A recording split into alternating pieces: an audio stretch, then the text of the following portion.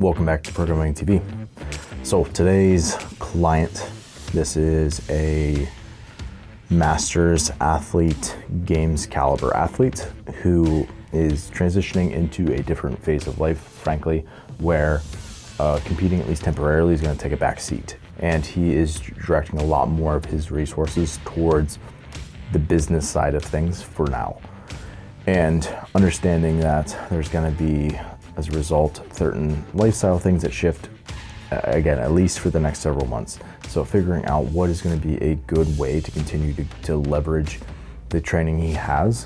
It's like, hey, you still need to be able to train to feel good, to have good mental acuity, to have good like even just like emotionally making sure that like you're okay on a daily basis when you're doing things that are demanding of you like businesses.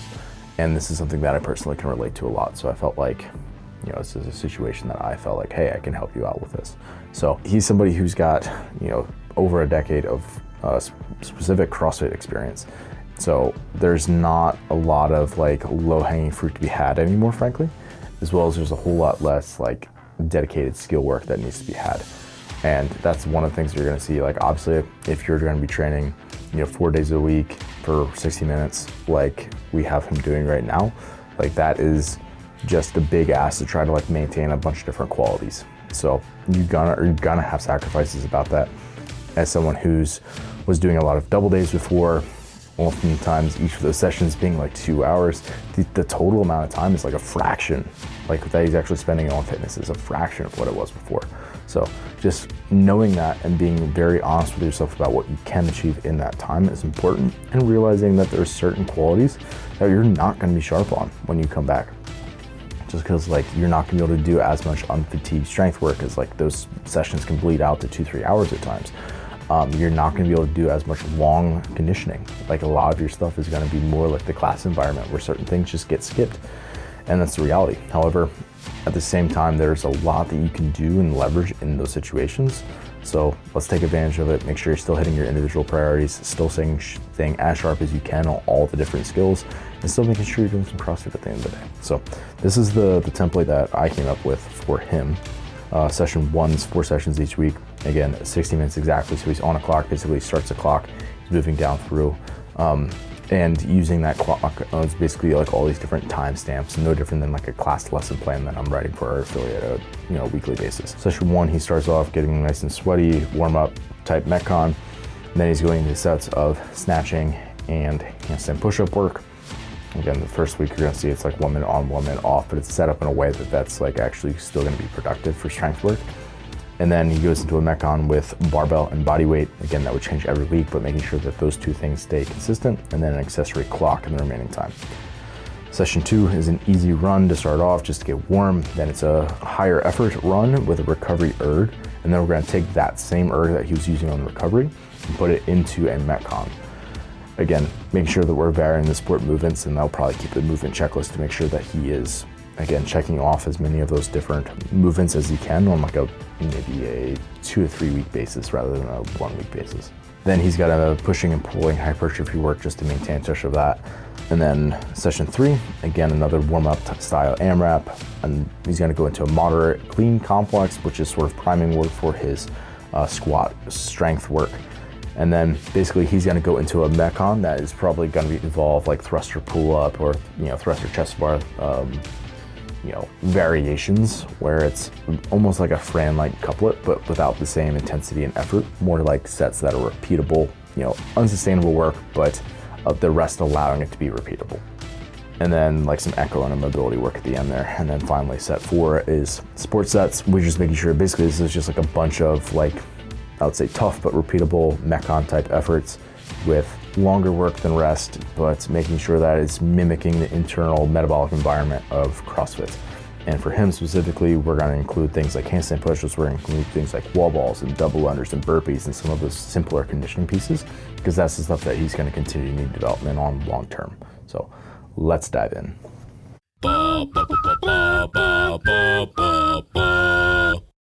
So Monday for him is actually day 4, because the previous week is when we started this new format.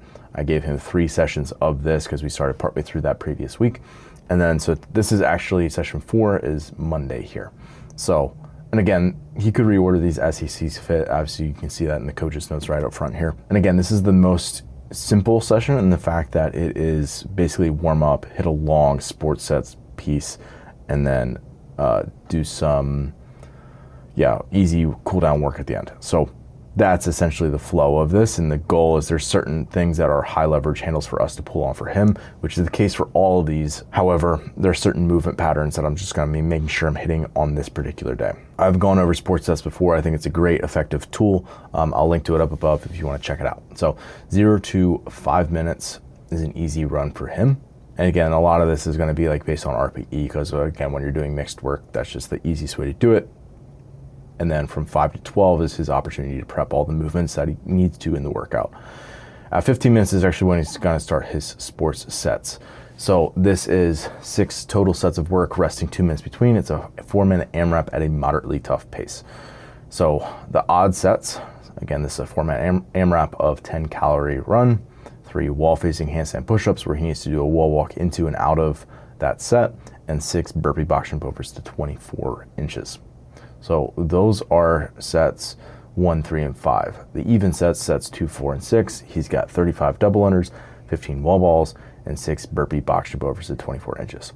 And again, what I'm gonna make sure that we do every week with this skeleton is, again, the movement selection will get swapped out. The actual durations or the efforts could get, again, slightly toggled up or down, but it's gonna stay relatively consistent, similar to this, what you see here in terms of like, maybe it's a 2-to-1 work to rest ratio where, again, the power output on the movements is elevated enough where he's getting a good stimulus, but it's not so high where he's gonna really not be able to maintain his paces across all 6 sets. And again, oftentimes it'll be including handstand push-up, wall balls, double unders, burpees, a lot of those simple high turnover movements, and trying to involve some shoulder work into it on this day for him. So those are things that are priorities for him that we're going to continue to touch on in a sport format specifically. So that takes him all the way up to almost the end of this session, and then it's just a recovery walk with a little bit of mobility, elevated pigeon stretch between each of those. So that's, again, technically session 4, but session 1 of his week. The next day he comes back and we have our session 1. Now this is going to start off with a prep con. I stole this term from Kyle Ruth, but it's basically a way to explain to people that they're doing a metcon, but it's supposed to be at more of a warm-up pace, and that's what I write, right? AMRAP for 10 minutes at a warm-up pace, 15 cal row, 8 kettlebell windmills per side with a 53-pound kettlebell, 12 total rings, and 6 dumbbell snatch per side with a 50. So the movements there will be swapped in and out. Like the previous week, it was, I think, ski cows, it was maybe Turkish get-ups, it was total rings again, and it was a kettlebell snatch. So again, similar, making sure we're touching on a couple different patterns that, again, body temp and heart rate and all that stuff's getting elevated, so he's actually getting ready and priming the positions that are necessary for the next part. The only thing he's really not doing here is squatting. At the 12-minute mark, he's gonna start off, and it'll be 3 power snatches as 1.1.1, so dropping and resetting. He's starting at 95 pounds and building to a strong final set. So I'm looking for those to be fairly aggressive jumps, starting pretty light, ending, again, as it says, strong. So strong is sort of like, challenging, but not like a max. And then the other thing here is that he's got max kipping handstand push-ups to a 4-inch deficit until the 1-minute mark. And basically I want him to just kind of chip away at small repeatable sets the whole time. So again, he's got 3 power snatches to start that minute off, and then max kipping handstand push-up sets of, like small repeatable sets. Again, so 1 minute on, 1 minute off there. The downside to this sort of thing is that he's obviously not going to get up to the loadings that he could if he was fully rested going into it, right? Obviously, even if it was on 2 minutes, he's doing triples. That's still not fully rested. However, certainly it's not fully rested when you're also having handstand push-ups mixed in. However, it is a little bit more context specific, and it lets him get more volume in of something that's really needed for him. And then we go into 3 rounds for time. So this is like his sport work. Hopefully you do things previously that is warming you up and kind of making the flow of the whole thing nice. Obviously this is going to be something that challenges him from a strength standpoint, but also is getting him metabolically prepped for the next part. Again, 3 rounds for time, 13-minute cap. We have a cap because, again, we have a certain amount of time that we're programming for, so everything needs to be kind of weighed against a clock, similar to like a class environment. Like almost all the classes that I write have time caps on them for that reason. We don't want to be working over the hour. You know, we basically need to know that we're like staying to our timestamps for class, and it's the same thing on this. I'm kind of treating it almost like you would a class format, but obviously for somebody who's at a higher level and has goals to be a competitor. So 6 power snatches at 135, 12 total bar, 6 overhead squats at 135, and 12 GHD. So basically like a snatch overhead squat combo, and then trunk flexion combo. And then finally at the 45-minute mark, 15-minute AMRAP at a quality focused pace, 8 cal row, 8 banded sword draws per side, another 8 cal row, and then a 15 to 20 second ring support hold, getting both some additional aerobic conditioning, a little bit of flush work built into there, as well as obviously like the shoulder benefits of both the isometric and the shortened end range banded work. All right, let's see the next day he trains here. Let me toggle over to week mode. Yeah, I mean, as I'm using these shortcuts, I'm reminded of how much I am thankful for Coach RX. They sponsor the show, and one of the things that I am using all the time is their keyboard shortcuts, which is something that I so dearly would have loved to have when I was working out of Google spreadsheets. So I can toggle very easily between different views. So I just went to week mode. I can go over to month mode. Just hit Shift M, Shift W, I'm looking at day mode just so you can see. Normally I'm working out of week mode, but it's blown up a little bit for you guys so you can see it on the screen. And that's one of the things that is very convenient. I use a lot of the shortcuts. I mean, I have certain ones that I use all the time. Like I use basically the client jumper all the time, where I just hit J and then type in somebody's name and it goes directly to the program. I'm constantly doing that, and also shows me like who's the priority to get done first. Basically like who's due for programming next, right? So that's essentially like my workflow currently. It's like I just go to the client jumper, pick the person who's due next, and I'm working on their programming, and then jump over to the next design versus manually tracking in the sheets like I did before with a different spreadsheet. So yeah, if you guys are interested in checking out Coach RX, again, they sponsor the show. You can get a 14-day trial. I'll link to it below. Be sure to check it out. It also gives us a nice kickback if you're enjoying these shows. So moving on. Our next session, session 2. This one, again, last time it was more like prep con, then snatches, handstand push-up, barbell, and body weight work, and accessory clock. This one, easy run. Then we're gonna do basically like a higher effort run with a recovery erg, and then we're gonna use that same erg to do the workout, and then push-pull hypertrophy. So that's what we got coming up. Starting off 8 minutes easy run at 2, 4, 6, and 8. He's completing a 30-second stride or an acceleration. And again, I have a goal the goal here is for like easy speed, essentially. Then at the 10-minute mark, 7 rounds, 1 minute run at a strong pace. I don't want him to going out a sprint effort. So again, I said goal is slightly faster than 5K, which should be no issue at all. Likely he'll bump that up quite a bit knowing this athlete. And then a 2-minute ski at a moderate recovery pace. So not an easy pace, not matching the run effort by any means, somewhere in between those two things. 35-minute mark, 5 rounds for time with a 14-minute cap, 20 cal ski, 10 burpee to bar touch, 5 bar muscle up.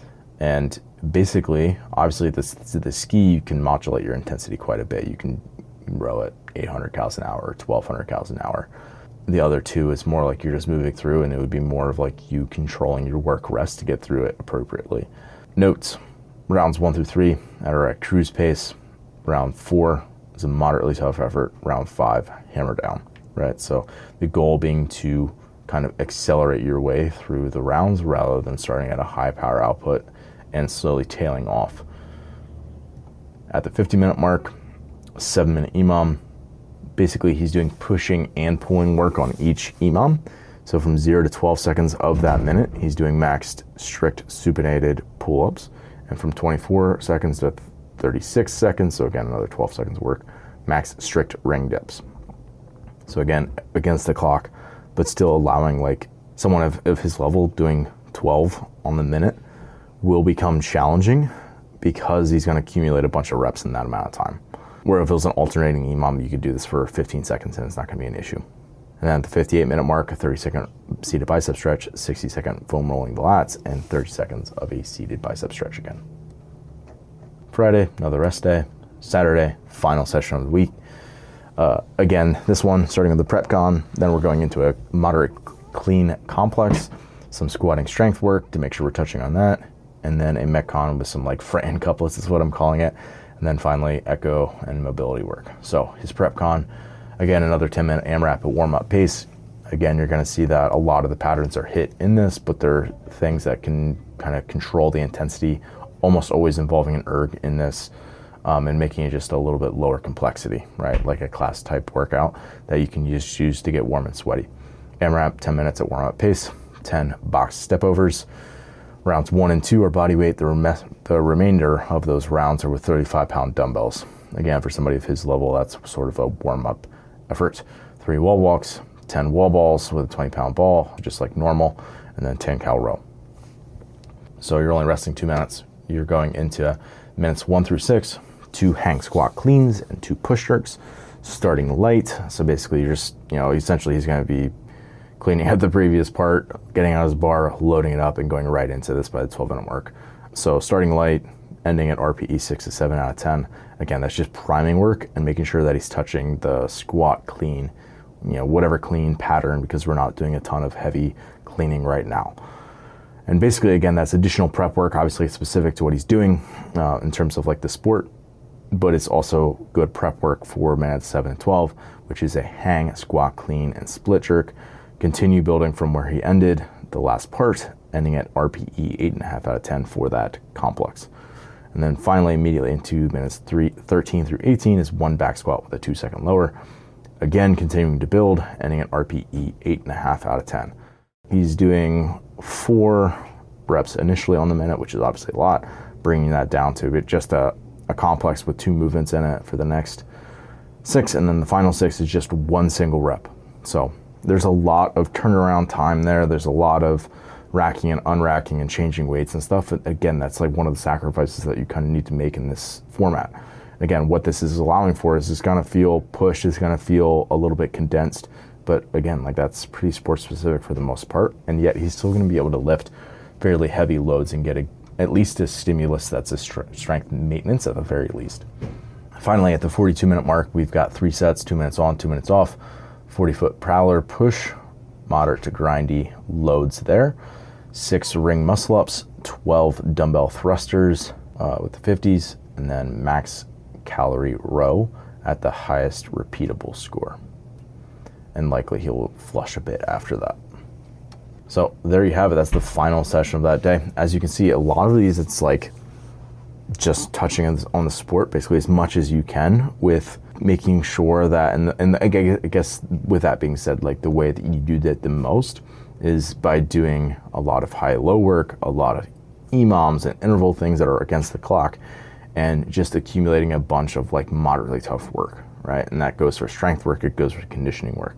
Whereas you're not gonna get stuff that's completely unfatigued and like really high quality, right? If there's someone who had a huge strength deficit, we'd probably just take 1 or 2 of those days and just work on strength on those days, or the other way around. If it's somebody who they're plenty strong for the sport and it's just a matter of continuing to bump up their conditioning, then you again push it the other way where you pull out and you do more of like the things that we saw in session 4 the first day I showed you, which was like more like sports sets type work. You could do a lot more of that sort of thing with active recovery on ergs between, accumulate a lot of work in that 60 minutes.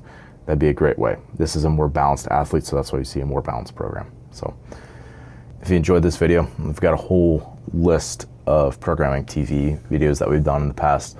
I'll link to them, you can check them out. If you're new around here, you enjoyed this video, make sure you subscribe.